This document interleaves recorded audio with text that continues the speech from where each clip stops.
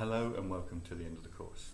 So you've managed 4 weeks with us, learning with us, discussing with us, sharing your ideas with us.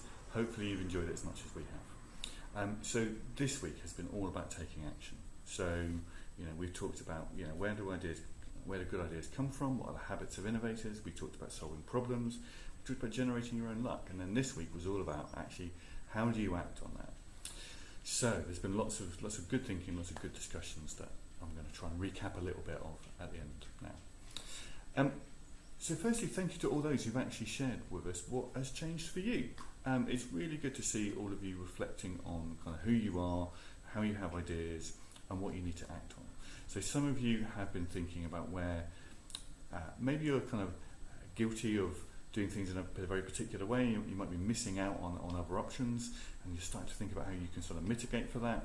But equally, some of you are embracing the things that you're good at, which is also a really good thing to think about as you move forward. So thinking about how you mitigate for where you might have gaps or where you might kind of miss out on opportunities, and thinking about how you embrace what you're good at and get better at it as a real source of innovation. So we also talked about lean testing, and this is something that lots of people go, oh yeah, okay, I understand that, but actually it's a difficult thing to do well. And a really good question was asked about, well, how do you get good feedback? How in the process of testing do you actually make sure that you get stuff that's useful and not stuff that leads you in the wrong direction? So famously there's a quote by Henry Ford, the industrialist, who said, if I'd asked my customers what they wanted, they'd have said they wanted a faster horse. And this goes right to the heart of that idea that actually often your customers have kind of got no idea what the future could look like. So they're not actually going to tell you things that are useful to you. They're going to possibly lead you in entirely the wrong direction.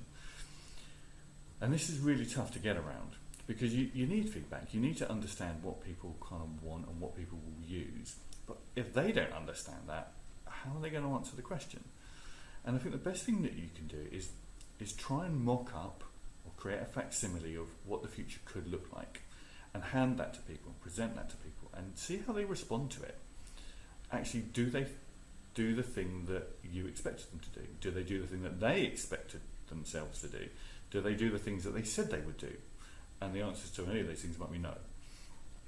But go back to the examples that we looked at, Zappos, go and look at the prototyping stuff, because actually you can start to guess at what the future might look like. You can guess at what your customer or your user or your beneficiary might want, and you can try that. You could go right back to the causal loops from week 2 and try ideas out and actually see if you get the right effect, and make sure you don't get the kind of Cobra effect.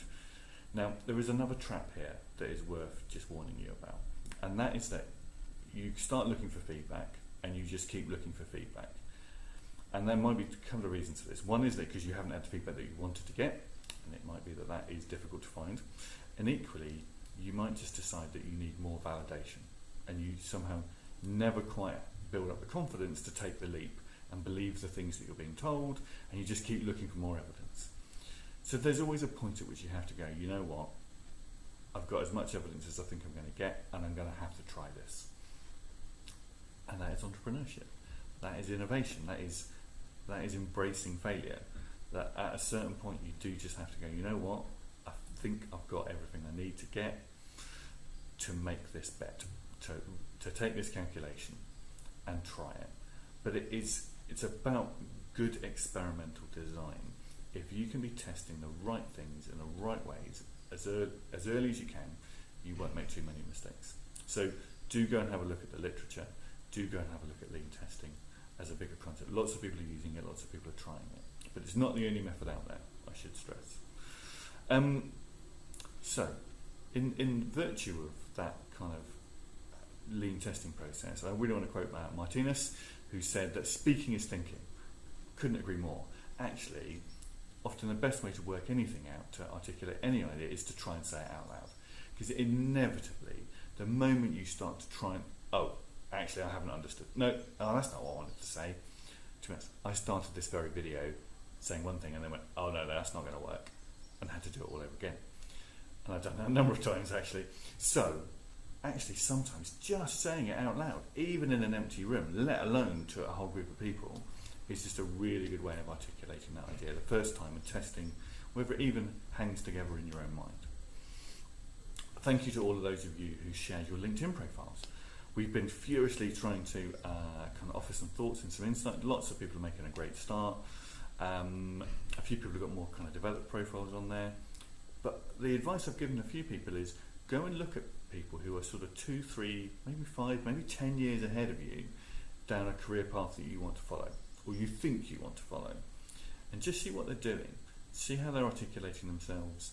Look at a few, because one might be an outlier, but go and look at a few and just see what people are doing, and that might be a good steer for how to develop a LinkedIn profile for your own industry.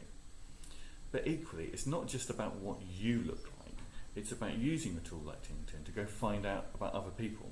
Go and find out who's recruiting, go and find out who's offering work experience opportunities. Go and see what innovators are sharing about their live work in their field, and that's all really useful information. We saw some good Twitches. Thank you to those who contributed their Twitches. We also had lots of discussion about how to kind of pitch yourself and articulate yourself. And it roots back to a lot of the things that we said at the start of the programme. You know, the advice that we gave this week was about linking to Simon Sinek, starting with why. Why do you want to do it? Not what do you want to do, why do you want to do it? And then what are you going to do? And that goes right back to the start. It's about your values and your motivations. It's about the things that interest you. So your museums of curiosity are really important because they are the place where you start to gather up the things that you might be doing, the things that interest you. We've seen some great comments this week. And to be honest, for the 4 weeks that we've been running the course, we've had lots and lots of really good comments, some great commentators who've been really active and really friendly. So thank you to all of you who've been involved, and you've been so polite with each other and so helpful with each other. There's been some really, really good discussion that we're very proud of, and so should you be. So in the spirit of that, there was a great final summary by Yoriki, of course, who has put an awful lot of the learning from the course in his own words, and actually I couldn't agree more. You know, innovation does not follow a linear process. You've got to develop habits to be more likely to find ideas, more able to collaborate. You've got to be opportune, you've got to be agile, you've got to be willing to sort of shift gear and take things in new directions. You might go and solve problems using the methods from week 2. You might go and create opportunities using the methods from week 3. But you have to take action. You know, and even if that action is just going and discussing your ideas with other people, that is a great start, because it means that they might start sharing their ideas with you. Remember, it's all about spare parts. It's all about that scrapyard of stuff that you can fit together. Don't take this the wrong way, but you might just be a part. And you might need to collaborate with other people to find the right parts to make all of your ideas happen. So, thank you for your involvement. It's been really appreciated. I've had a great time. And good luck with your future plans. I wish you the best will in the world, and if you're ever in Bristol, try and find us. Take care.